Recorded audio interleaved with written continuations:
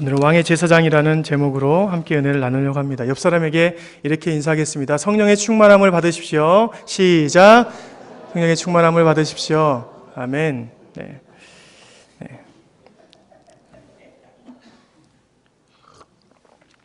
우리가 수요 예배를 통해서 저와 마가복음과 요한복음을 통해 베드로의 삶에 대해서 묵상해 나왔습니다.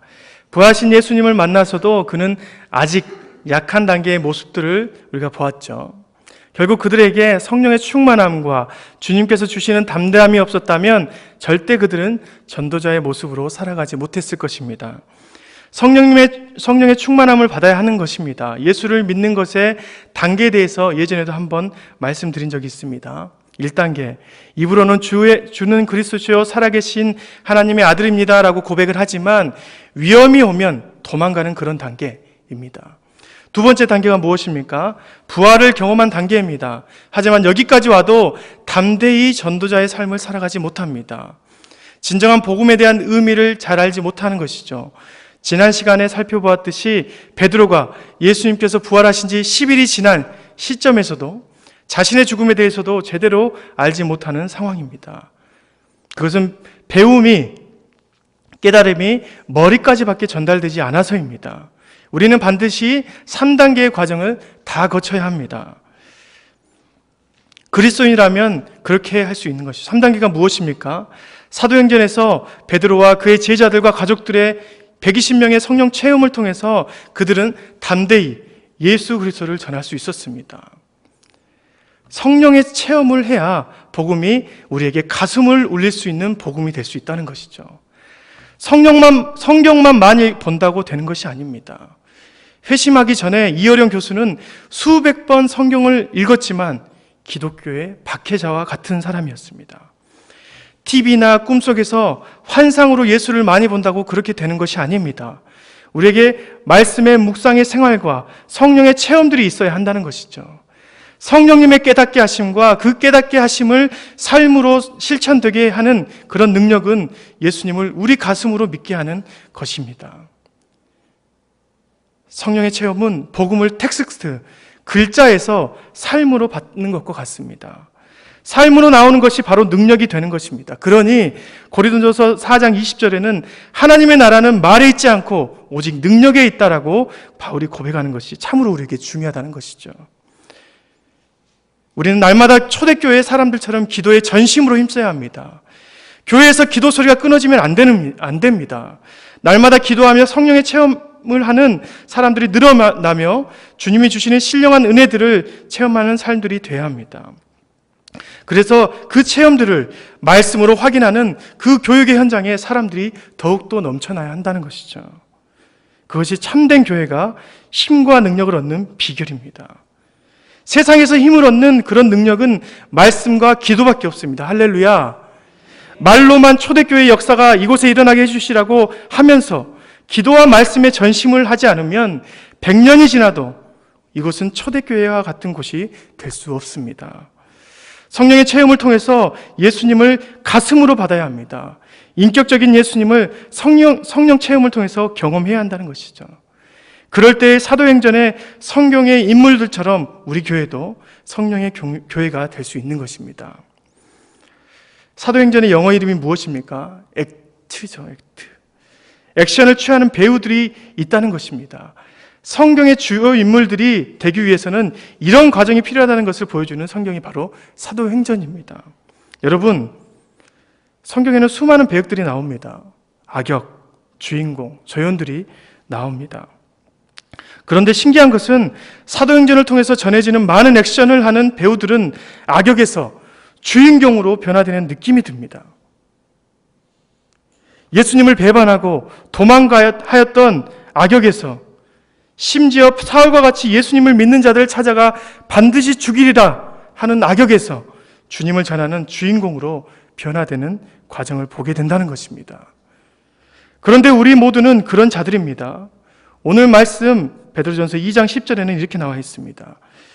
너희가 전에는 백성이 아니더니 이제는 하나님의 백성이요 전에는 긍휼을 얻지 못하였더니 이제는 긍휼을 얻은 자니라. 전에는 백성이 아니더니 그러니까 철저히 악역의 삶에서 살았다는 것입니다. 하나님을 배신하고 오히려 사단의 편에서 살았던 우리들입니다. 그런데 우리가 그분의 긍휼함으로 인해서 이제는 어떻게 살아간다 말합니까? 주인공의 삶을 살아간다는 것입니다. 그런데 이런 과정은 철저히 우리의 공로가 들어가 있지 않습니다. 실제로 복음서를 넘어서 사도행전을 보면 그런 역사들이 대부분입니다. 누군가 잘해서 하나님의 백성이 되는 경우는 절대 없습니다. 베드로도 그랬죠. 전혀 예수님께로 갈 의지가 없었습니다. 하지만 디베라로 향하는 베드로를 억지로, 또 다른 표현으로 보면 기어코 베드로를 끌고 와서 그를 다시 사도로 삼아주셨습니다. 뿐 아닙니다. 사울은 어떻습니까? 사울이었던 바울이 회심한 일은 더 기가 막힙니다. 예수를 믿는 자를 죽이러 열심을 다하며 말을 타고 다메섹으로 달려가던 중입니다. 그때 예수께서 그를 붙잡았습니다. 이건 정말 어이가 없는 일입니다. 예수를 믿겠다고 열심히 기도한 것도 아닙니다. 오히려 예수를 붙잡아 죽이려는 열심이 극에 달했을 때 그 일이 벌어진 것입니다. 바울이 잘해서 된 것 전혀 없습니다. 그래서 베드로전서 1장 18절 19절에는 이렇게 고백합니다. 1장 18절 19절입니다. 너희가 알거니와 너희 조상이 물려준 헛된 행실에서 대속함을 받은 것은 은이나 금같이 없어질 것으로 된 것이 아니요 오직 흠없고 점없는 어린 양 같은 그리스도의 보배로운 피로 된 것이니라. 너희가 대속받던 사건은 너희 조상들이 물려준 헛된 행실이나 은과 금같이 이 세상에서 가장 귀하게 여기는 그 어떠한 것으로 받은 것이 아니라 오로지 우리를 구원하시기 위한 하나님의 은혜인 어린 양 예수밖에 없다는 것을 깨우쳐라는 것이죠. 우리의 구원의 역사는 하나님의 전적인 구원의 손길로 이루어진 것이라고 우리는 믿어야 합니다.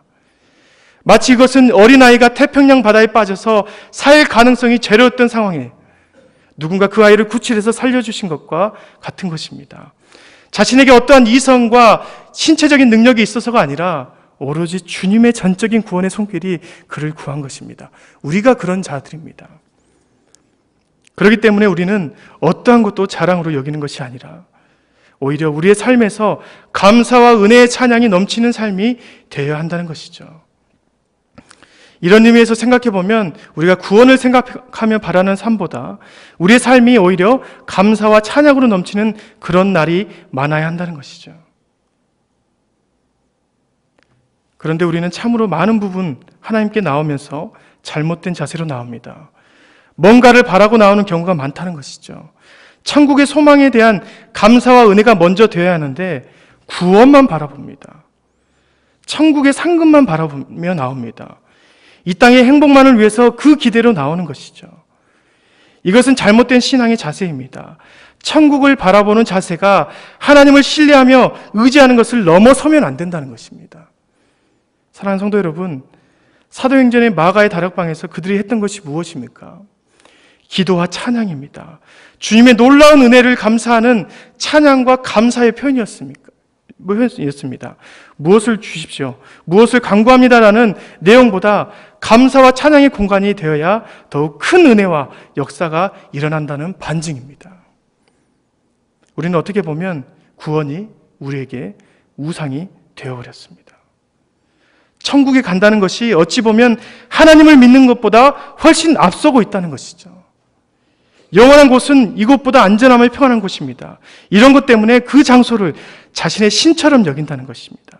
이것은 하나님의 영광을 가리우는 것입니다. 우리가 믿어야 할 존재는 그리스도입니다. 그분의 은혜와 감사를 믿어야 합니다. 그분이 우리를 위해서 죽으셨던 그 십자가의 능력을 믿어야 합니다.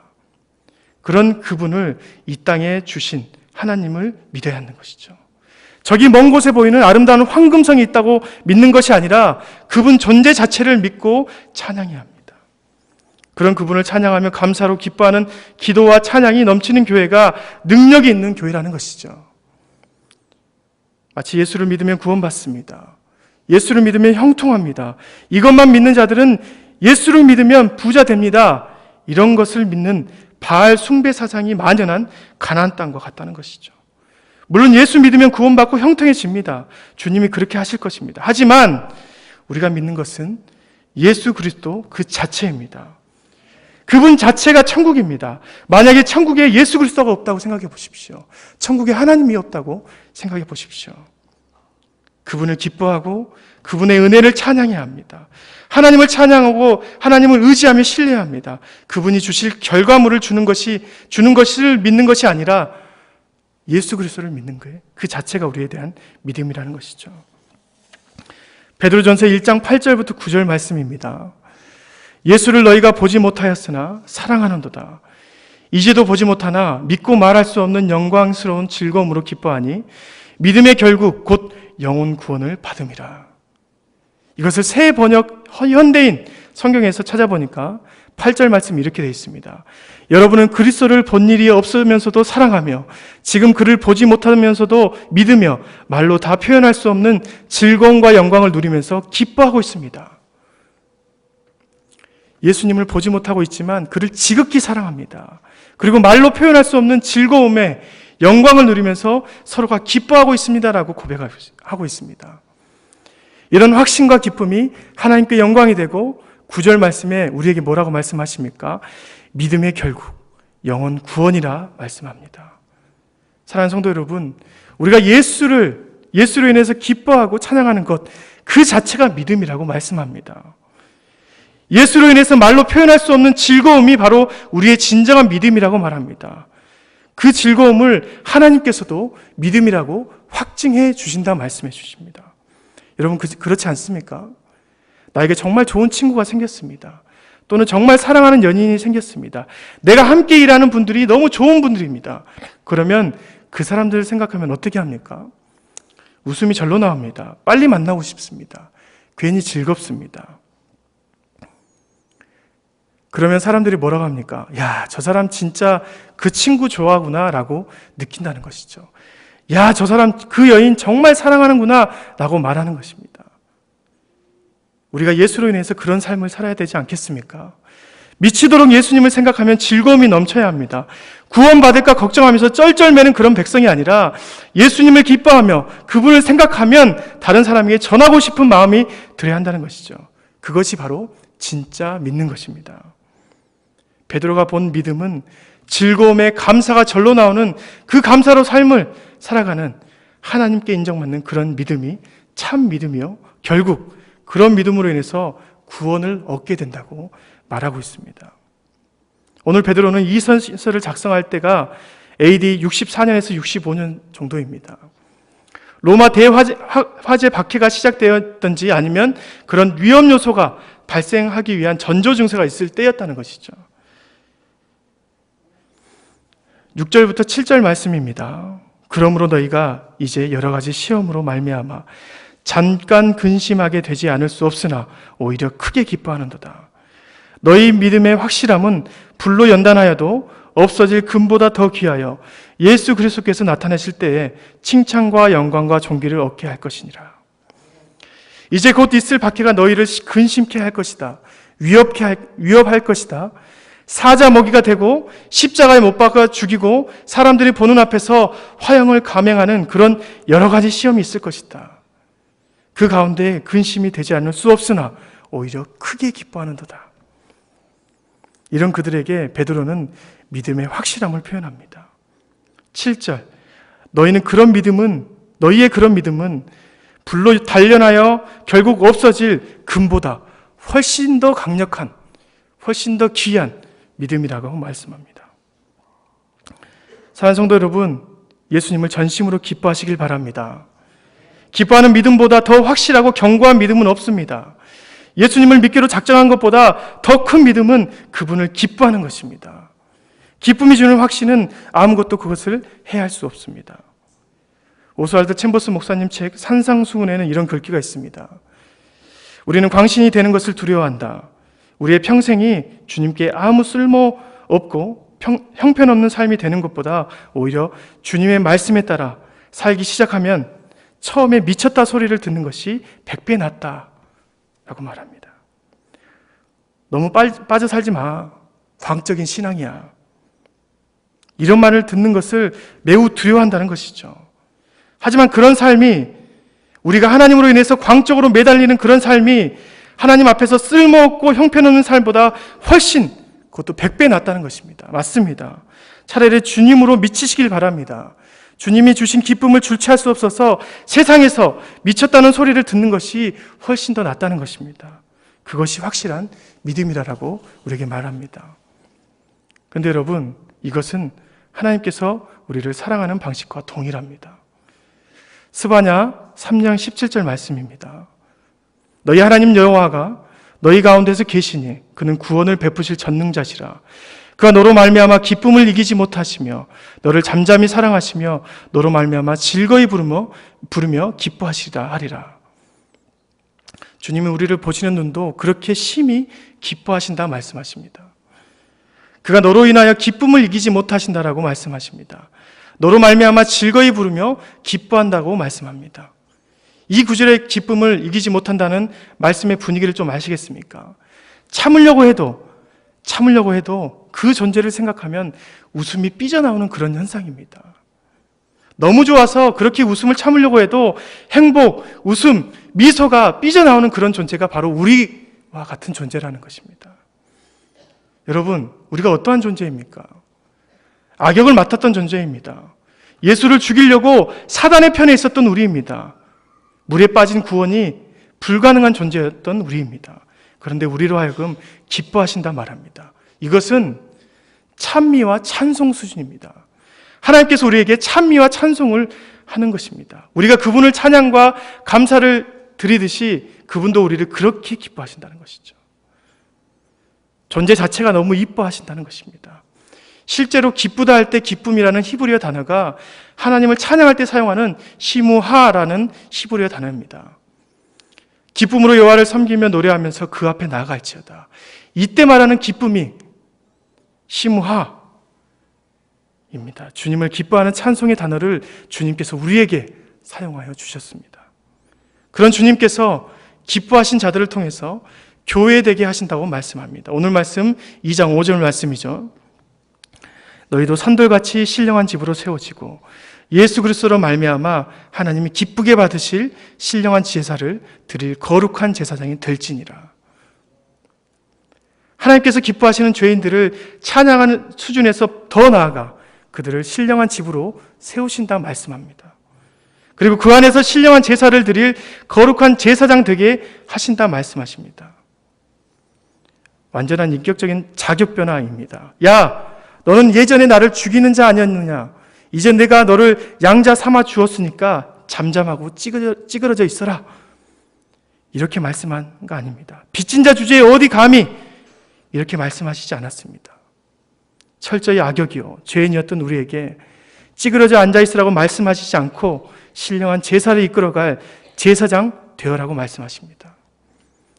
아버지의 재산을 모두 탕진하고 또 다시 아버지의 절반의 재산까지 탐하러 온 둘째 아들의 손가락에 하나님께서는 다시 그 주인의 인장인 반지를 끼워주십니다. 그 재산을 마음대로 사용할 수 있는 권한을 다시 주신 것이죠. 여러분, 하나님께서 바보입니까?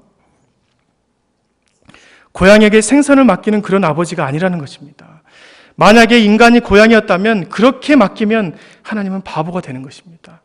하지만 하나님께서 창조하신 인간은 그 은혜를 잊지 않는 존재라는 것을 알고 있습니다.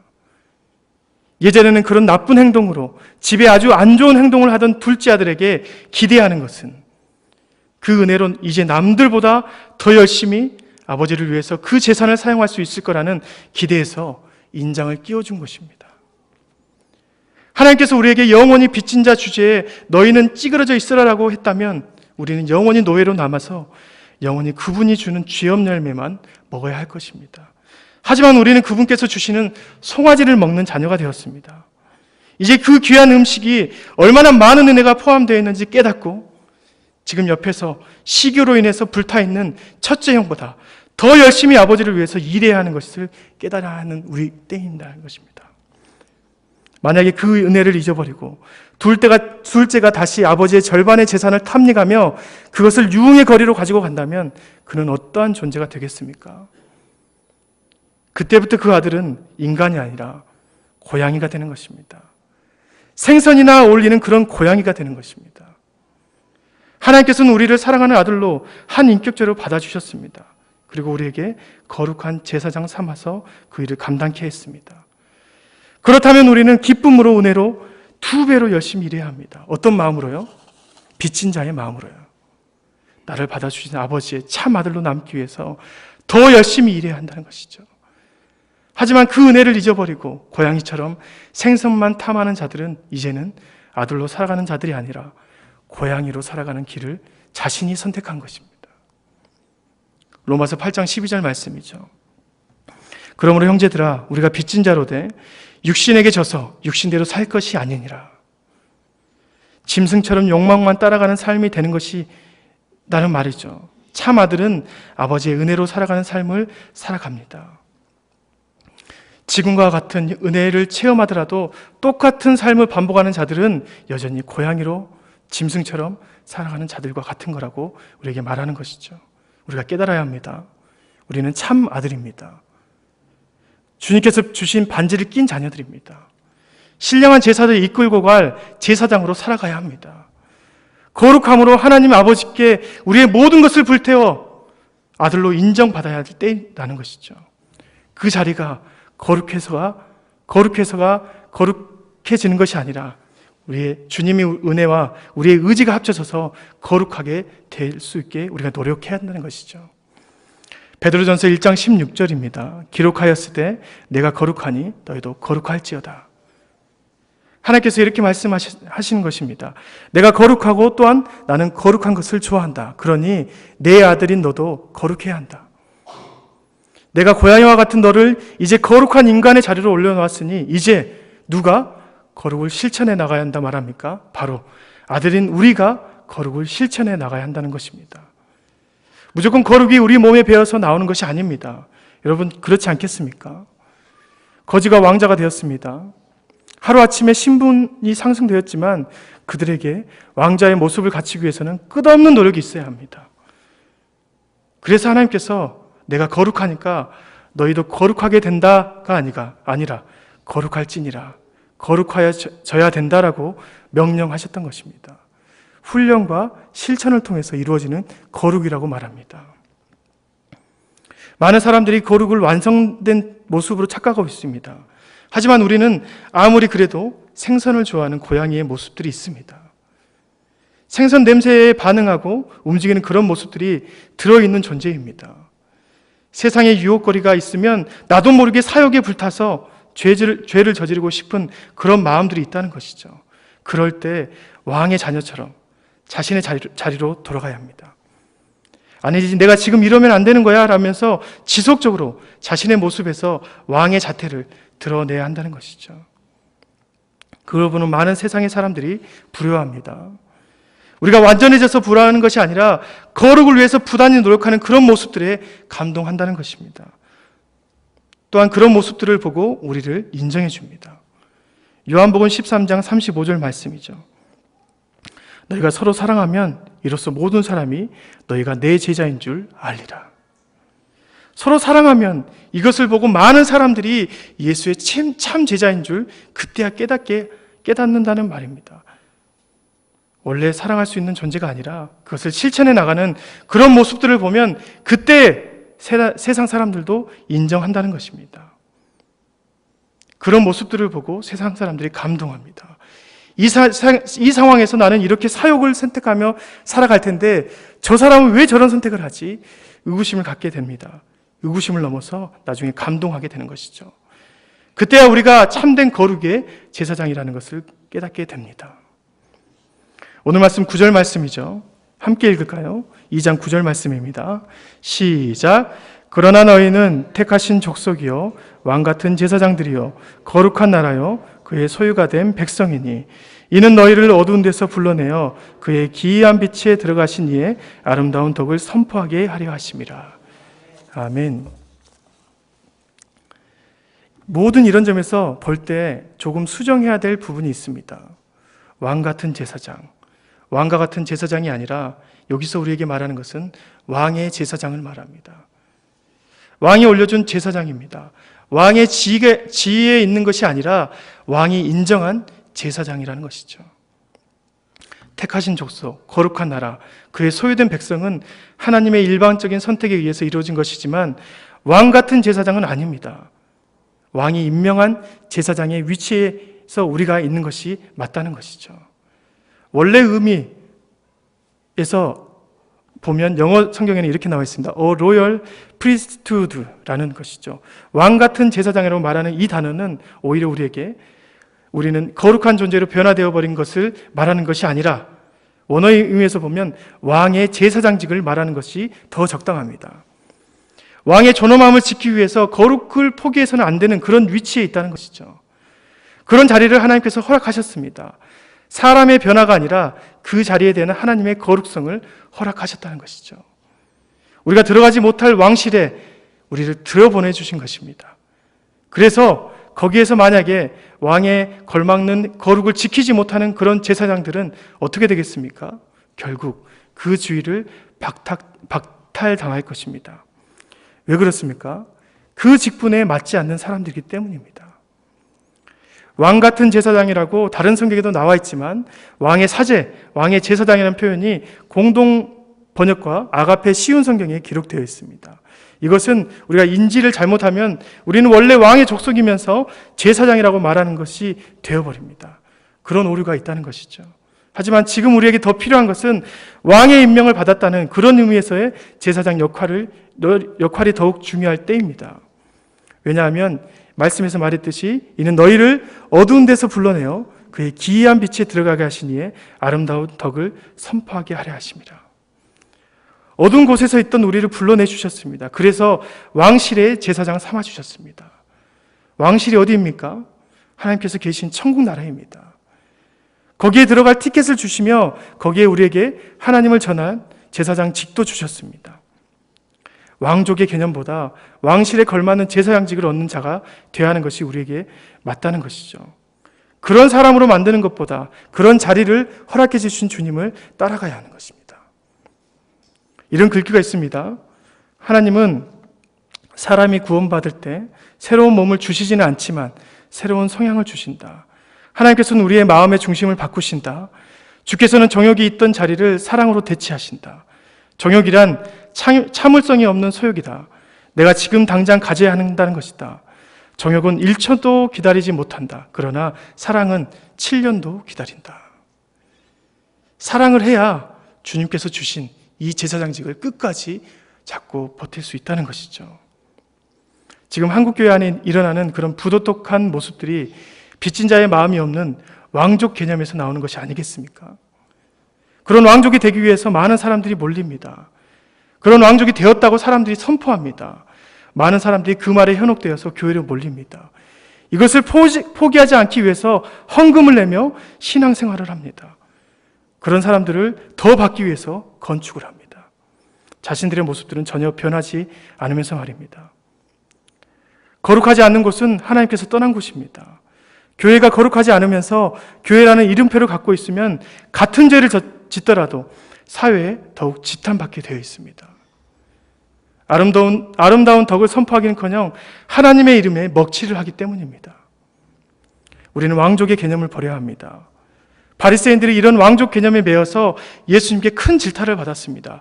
이 독사의 자식들아라는 말을 들었던 자들이 갖고 있던 개념이 왕족 개념입니다. 혈통으로 이어지는 축복을 믿었습니다. 우리는 유전적으로 축복의 혈통이다. 이방인인 너희는 저주받을 자라는 그런 말을 했다는 것이죠. 하지만 철저한 유대인이었던 베드로가 오늘 베드로전서에 순수한 이방인인 동네에 전합니다. 너희는 왕 같은 왕의 제사장직을 감당하는 자라고 말합니다. 우리가 잘나서 그런 것이 아니라 못나도 그런 자리에 올려주신 하나님께 감사하며 그 자리를 지켜나가야 한다 말하고 있는 것입니다. 여러분, 이 왕실 제사장직을 기어코 앉아서 그 일을 감당해 나가시길 바랍니다. 그래야 희망이 있습니다. 산돌 대신 예수님께서 그렇게 하셨듯이 우리가 그 일을 감당해 나가야 합니다. 우리에게 하나님께서 주셨던 주님의 반지를 끼워주셨습니다. 그 반지를 끼고 그 자리를 빛내는 사람이 되어야지 결국 고양이처럼 자신의 사용만을 바라는 그런 자들이 되지 않기를 바랍니다. 그러기 위해서 우리는 다시 레위기의 제사법을 공부했으면 좋겠습니다. 참된 제사장이 어떻게 해야 하는지, 그 제사장의 역할은 무엇인지 살펴보면 좋겠습니다. 다음 시간부터 저와 함께 너에게를 묵상하면서 제사장직을 감당하는 그런 시간들이 되었으면 좋겠습니다. 기도하겠습니다.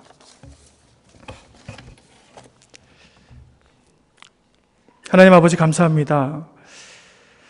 우리가 전에는 어둠이었는데 주님께서 그 거룩한 자리에, 왕실에 올려주시니 감사합니다. 우리가 잘나서 아닙니다. 우리가 거룩해져서가 아닙니다. 이제 하나님께서 주신 그 거룩의 자리를 빛내는 거룩을 훈련하는 자들이 될 수 있도록 인도하여 주옵소서. 그래서 아버지, 우리가 그 왕실 제사장직을 잘 감당해내서 이 세상에 주님의 아름다운 덕을 선포하는 귀한 자들이 될 수 있도록 인도하여 주옵소서. 감사드리며 예수님의 이름으로 기도드립니다. 아멘. 찬송가